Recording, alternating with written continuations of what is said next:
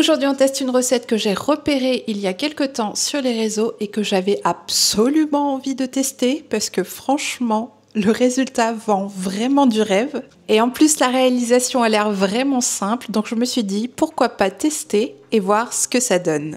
Du coup, on va voir ensemble si le résultat est à la hauteur. Tu viens ? C'est parti! Pour cette recette, il te faudra 350 g de tofu soyeux, c'est le tofu qui est extrêmement mou, 4 cuillères à soupe de purée de cacahuètes, 4 cuillères à soupe de sirop d'agave ou n'importe quel autre sucre en liquide que tu as sous la main, une cuillère à café d'arôme de vanille, une tablette de 100 g de chocolat noir et uniquement la partie solide d'une conserve de lait de coco que tu auras mis au frigo la veille. Et une petite pincée de sel pour rehausser le goût. Dans un blender, j'ai mis le tofu soyeux, la purée de cacahuètes, le sirop d'agave, la vanille et une pincée de sel.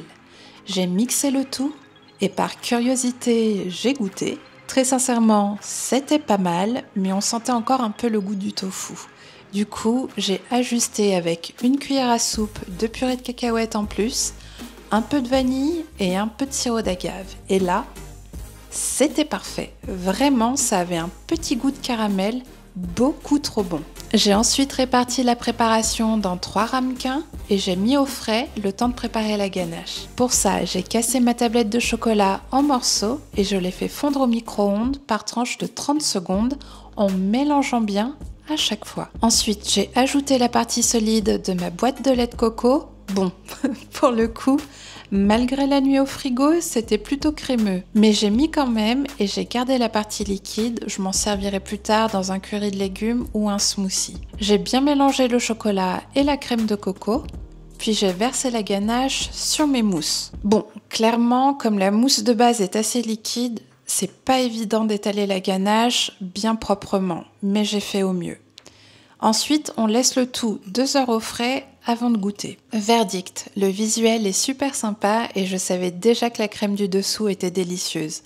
Mais le tout ensemble, je suis un peu mitigée. C'est bon, je vais pas dire le contraire, mais c'est vraiment pas pratique à manger. Je pense que c'est pas vraiment la recette en elle-même qui a un souci, mais c'est plutôt une question d'ingrédients. D'un pays à l'autre, en fait, le tofu soyeux peut avoir des textures vraiment différentes et ça, forcément, ça change le résultat. Du coup, j'ai pas vraiment eu le même résultat que les personnes qui habitent en Amérique ont eu avec cette recette. Je pense que je vais mettre un 5 sur 10 parce que c'est bon, je vais pas le cacher, c'est vraiment bon.